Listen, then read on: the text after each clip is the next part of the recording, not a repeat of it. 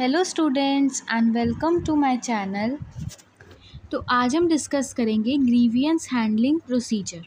Okay, तो सबसे पहले ग्रीवियंस हैंडलिंग प्रोसीजर के आगे बढ़ने से पहले हम ये समझेंगे कि इसकी ज़रूरत क्या है।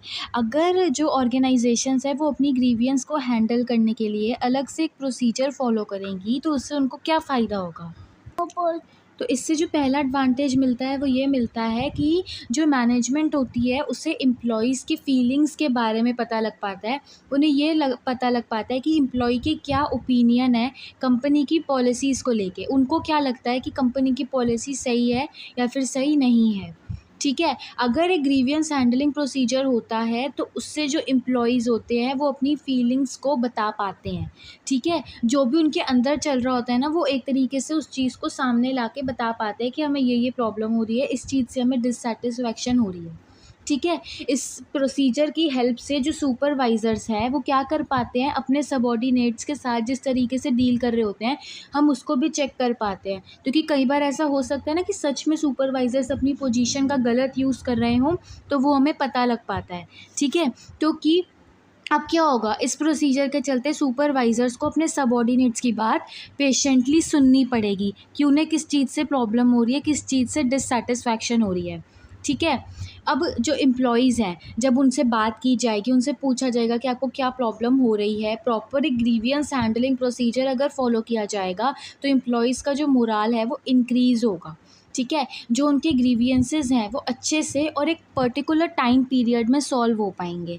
ठीक है, और बहुत सारी प्रॉब्लम्स होती हैं एम्प्लॉयज़ की जो कि सुपरवाइज़र्स नहीं सॉल्व कर पाते। क्यों? क्योंकि या तो उनके पास इतना एक्सपर्टीज़ ही नहीं है या फिर उनके पास इतनी अथॉरिटी ही अवेलेबल नहीं है कि वो उन प्रॉब्लम्स को सॉल्व कर पाएँ।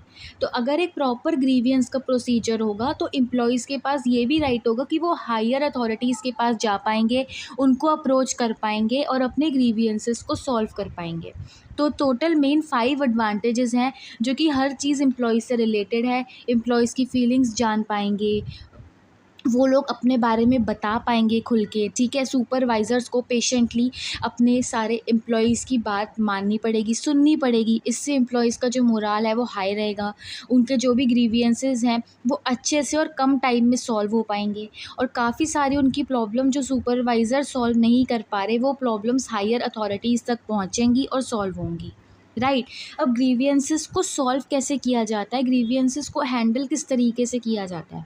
देखिए, अगर एक ऑर्गेनाइजेशन में ग्रीवियंस चलते रहेंगे तो उस वजह से एक एंटरप्राइज में कन्फ्लिक्ट्स आएंगे। कन्फ्लिक्ट्स यानी कि आपस में लड़ाइयाँ होंगी, कुछ भी सही से नहीं हो पाएगा। इसलिए बहुत ज़्यादा ज़रूरी है कि ग्रीवियंसेस एफिशिएंटली सॉल्व हो पाए, हैंडल हो पाएँ।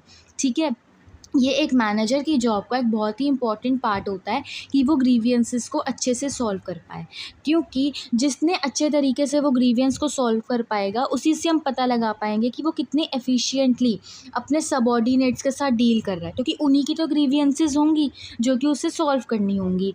ठीक है, तो अगर वो अपनी एक ऐसी टीम बना पा रहा है जिसमें सेटिस्फाइड वर्कर्स हैं, उनके सारे ग्रीवियंसेस सॉल्व हो गए हैं, रिमूव हो गए हैं, तो हम कहेंगे कि ये पर्टिकुलर मैनेजर सक्सेसफुल हो गया है अपनी जॉब को फुलफ़िल करने में। ठीक है, क्योंकि उसने एक ऐसी टीम बना ली है, ऐसे वर्कर्स की जिनकी जो भी ग्रीवियंसेस थे वो सारे के सारे रिमूव हो गए हैं और वो टोटली सैटिस्फाइड हैं।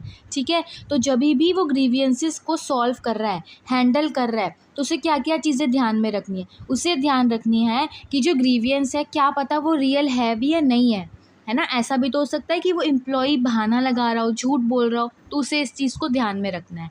ठीक है? ऐसा हो सकता है कि हमें लग रहा है कि ग्रीवियंस इस पर्टिकुलर रीज़न की वजह से अराइज़ हो रहा है, बट हो सकता है किसी और रीज़न की वजह से अराइज़ हो, है ना? तो ये उसको ध्यान रखना है। तीसरा ये होता है कि हर एक इंडिविजुअल ज़रूरी नहीं है कि उसको आके खुद से बताएगा कि मुझे ये ग्रीवियंस हो रही है। ठीक है, उसे खुद से जाके उनसे बात करनी पड़ेगी, समझना पड़ेगा और पता लगाना पड़ेगा कि क्या ग्रीवियंस हो रही है, किस रीज़न की वजह से हो रही है और इवन वो ग्रीवियंस रियल भी है या नहीं है। तो इन तीनों चीज़ों का मैनेजर को ध्यान रखना है अपनी ग्रीवियंस को सॉल्व करते हुए। ठीक है, क्योंकि अगर वो चाहता है कि उसकी ग्रीवियंस एफिशिएंटली सॉल्व हो तो उसे अपनी सबॉर्डिनेट्स के पहले ग्रीवियंस को खुद ढूंढना है और फिर उसे एनालाइज़ करना है। एनालाइज़ यानी कि किस रीजन की वजह से अराइज़ हो रहे थे और फिर उसे सॉल्व करना है। ठीक है। अगर एक ग्रीवियंस हमें जेन्युइन लगी और रियल लगी तो करेक्टिव एक्शन जल्दी से जल्दी लेना पड़ेगा। बट अगर उसको ऐसा लग रहा है कि उस पर्सन के माइंड में चल रहा है वर्कर के, या फिर उसकी इमेजिनेशन है और उसकी वजह से ग्रीवियंस राइज हो रहा है, तो उसे क्या करना पड़ेगा, उस मैटर को क्लियर करना पड़ेगा उसके साथ, राइट। क्योंकि अगर तो रियल और जेन्युइन है तो वो एक्शन ले लेगा, बट अगर उसके माइंड में चल रहा है या फिर अगर उसकी इमेजिनेशन है तो उसे एक्सप्लेन करना पड़ेगा वो मैटर, राइट। क्योंकि कई बार एम्प्लॉयज़ के दिमाग में ही कुछ चल रहा होता है जिसकी वजह से वो डिससेटिस्फाइड हो जाते हैं। तो अब देखिए, अलग अलग तरीके के मेथड्स होते हैं जिनका यूज़ किया जाता है ग्रीवियंस को हैंडल करने के लिए, ठीक है। दो तरीके के मेथड हम पढ़ेंगे, एक है ओपन डोर मेथड और दूसरा है स्टेप लैडर प्रोसीजर्स, ओके। तो सबसे पहले देखो क्या है मेन, बस एक ही चीज़ ध्यान रखनी है कि हमें बस इतना ध्यान रखना है अपने माइंड में कि जो ग्रीवियंस है उनका सॉल्व करना बहुत ज़्यादा ज़रूरी है। क्योंकि अगर ऐसा होगा कि ज़्यादा से ज़्यादा एम्प्लॉयज़ ही अनसेटिस्फाइड होते रहेंगे और ग्रीवियंसेस आपस में जुड़ती जाएंगी और ग्रीवियंस बढ़ती जा रही है, तो कोई भी एंटरप्राइज अच्छे से काम नहीं कर पाएगी। तो एक प्रॉपर सिस्टमेटिक प्रोसीजर अवेलेबल होना ग्रीवियंस को हैंडल करने के लिए, ताकि जल्दी से जल्दी और सही तरीके से ग्रीवियंस हैंडल हो जाए एम्प्लॉयज़ की, ये ज़रूरी है। तो सबसे पहले हम पढ़ेंगे ओपन डोर पॉलिसी एंड फिर हम पढ़ेंगे स्टेप लैडर प्रोसीजर। तो ओपन डोर पॉलिसी में क्या होता है, अब देखिए ओपन डोर पॉलिसी, अब आपको क्या करना है, हमें तो याद रखना है कि कैसे याद रखें कि ओपन डोर पॉलिसी में था क्या। तो ओपन डोर यानी कि खुला दरवाज़ा, ऐसे याद रखिए कि इस पॉलिसी के अंदर ऐसा होता है कि एम्प्लॉयज़ को कहा जाता है कि आप सीधा अपने चीफ एग्जीक्यूटिव के पास चले जाओ और अपने ग्रीवियंसेस के बारे में उन्हें बताओ और उसे सॉल्व करवा लो, है ना। इससे क्या होगा, तो कि अगर आप सीधा हेड ऑफ द एंटरप्राइज के पास चले गए तो इससे आपकी ग्रीवियंस कितनी जल्दी से सॉल्व हो जाएगी, है ना। तो ये ओपन डोर पॉलिसी में है ये कि हम सीधा उसको कहते हैं कि भाई तू फ्री है, तो सीधा चीफ एग्जीक्यूटिव के पास जा सकता है और अपनी ग्रीवियंस के बारे में उस पर्सन को बता सकता है। अब इस पॉलिसी के अंदर क्या क्या चीज़ें हैं देखिए, ये पॉलिसी सिर्फ़ और सिर्फ स्मॉल ऑर्गेनाइजेशंस में ही चल सकती है, बिकॉज़ अगर बिग ऑर्गेनाइजेशंस में इस पॉलिसी को यूज़ करने का हम सोचेंगे तो वो पॉसिबल नहीं है। क्योंकि टॉप मैनेजमेंट के पास टाइम ही नहीं होगा कि वो इतने सारे ग्रीवियंसेस को डेली हैंडल करे, राइट। इसीलिए वो वाला काम फिर लोअर लेवल मैनेजर्स के पास चला जाता है। देखो अगर छोटी ऑर्गेनाइजेशन है तो ऑब्वियस सी बात है ना कि वहाँ पे तो कोई दिक्कत नहीं आएगी, आराम से जो टॉप अथॉरिटी है वो सुन लेगी मैनेजर्स की बात या एम्प्लॉयज़ की बात और उनकी प्रॉब्लम्स को सॉल्व कर देगी। बट बिग ऑर्गेनाइजेशंस में पॉसिबल नहीं होता है। तो आपको एक चीज़ ये ध्यान रखनी है कि ओपन डोर पॉलिसी का काम हम सिर्फ यूज़ स्मॉल ऑर्गेनाइजेशंस में ही कर सकते हैं, ठीक है।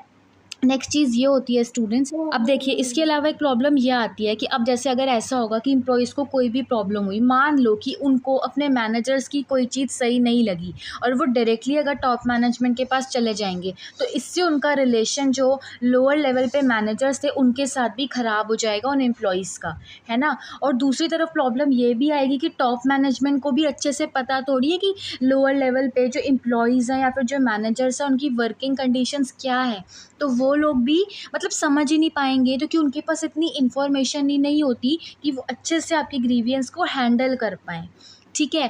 थर्ड थिंग ये आती है कि ओपन डोर जो पॉलिसी है हमारी, ठीक है, ये जो का सूटेबल है किसके लिए है, एग्जीक्यूटिव्स के लिए, बट ऑपरेटिव एम्प्लॉयज़ के लिए नहीं है।